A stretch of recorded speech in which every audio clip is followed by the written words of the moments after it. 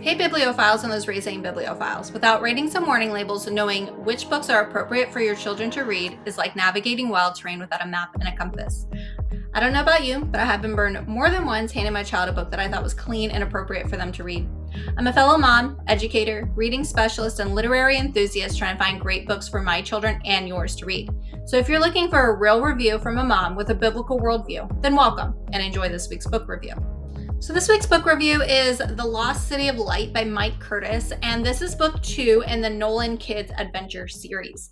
8 years have passed since book 1, and Caleb, David, and their youngest sister, Lizzie, are on their way to the Congo on a mission trip. Their father, who was to go with them, will no longer be joining them after an emergency in Asia that he must attend to. His absence puts Caleb in charge of the entire trip. Nervous but willing to rise to the challenge and occasion, Caleb takes charge.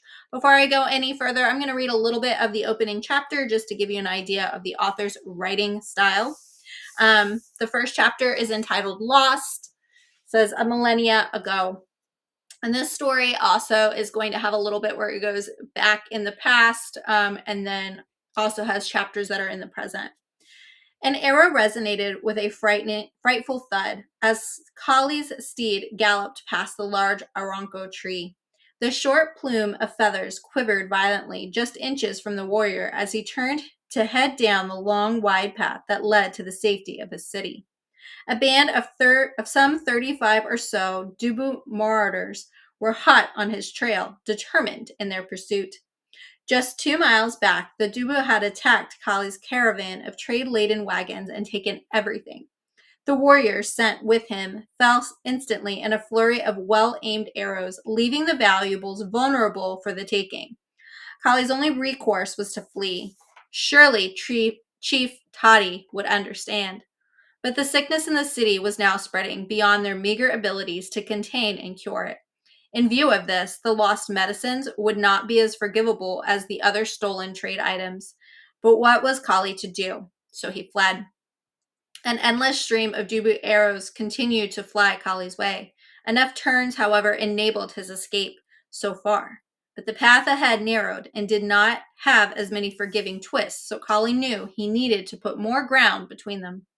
As arrows whistled past Kali's head, causing him to flinch in his saddle, while another sailed past his lightning-fast mount's ear, she whinnied but continued her fearless flight as her long mane swished with each sharp turn and her unusual red and black spotted coat glistened in the sun's rays that managed to break through the welcomed protective canopy of the large tree branches.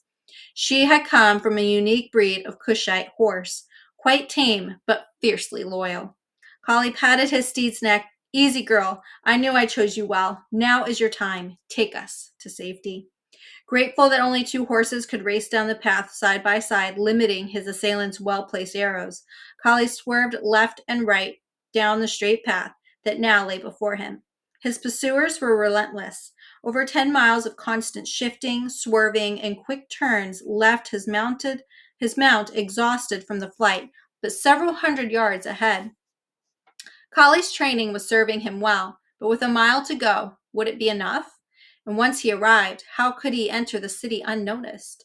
Surely they would be discovered and their secret laid bare to the world, Kali thought. But there had to be a way. There just had to be. A thought came to him. Up ahead the pathway narrowed. He could gain more ground. His plan just might work. But as he took the last curve, an arrow barely but sufficiently found its mark, tearing his flesh before clumsily sailing onward and skidding into the dust. Kali grimaced in searing pain as a deep wound in his arm opened up. With his chances slim, he continued with his plan, racing down the narrow path until he reached the far side of a large boabo tree, where he quickly dismounted his wearied horse. In less than a minute, the Dubu warriors descended upon the scene, circling the tree. Kali's steed had remained where he had stopped, but Kali himself was nowhere to be found. Chodnehe, the tall, muscular Dubu leader, called out his orders. Search the tree! He must be here! Sir, if I may, the Dubu interjected. The Mari warrior's blood has been discovered under the branch of the tree here, and see here on his horse. His blood covers the mane. His arm is severely injured. May I suggest he did not climb the tree, but only wishes us to believe so, to buy time, sir. And your proposal? The barrel-chested warrior shot back. Allow me to take some men and search toward the mountain. The legend has it that I know the legend, Kumungi, but this hardly appears to be a fire mountain. Please, sir, we have little time to spare. Kumungi was persistent in his request. Fine. Take 10 men with you, no more, pointing to several other Dubu warriors. Chani directed his men. All of you there, climb this tree and search for him, and the rest of you scatter among the forest. Now we find him, we find the city. So that kind of gives you a little bit of intrigue into the opening of this story and a little bit of the author's writing style. Their trip to the Congo for the children actually begins with a visit to a children's hospital, a visit that one wouldn't expect to be precarious actually turns dangerous when alarms begin to blare and gunshots ring out as a man who is a part of the ADF, a local terrorist militia group, seeks to leave the hospital. The ADF member manages to escape, and one man who was shot is not fatally injured. Undeterred, it is at the hospital that the main characters meet Lenz, who has been hospitalized for a dangerous infection, but he is now recovered. Soon it's discovered that Lenz's parents are missing, and the Nolan kids step in to assist him. Lenz's parents both work for a local university. His father, Kitoko, is an archaeologist, and his mother, Juliet, studies ancient languages. After arriving at the Kabambe household, the Nolan kids and Lenz check the home for clues and the whereabouts of his parents. A map with strange circles and X's and check marks lead them on a journey to a nearby volcano where Lenz's parents' vehicle is found. With limited time, Lenz does manage to find his father's journal, and they narrowly escape the lava flow from the volcano that has exploded and then engulfed the family vehicle. With clues from the map and the journal, the crew travels to another location where it is soon discovered that the once family friend Robert has kidnapped Lenz's parents in order to force them to help him discover the City of Light that has been lost to history.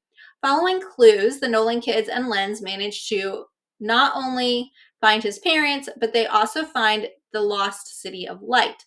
However, with Robert and his mercenaries after them, they are far from safe.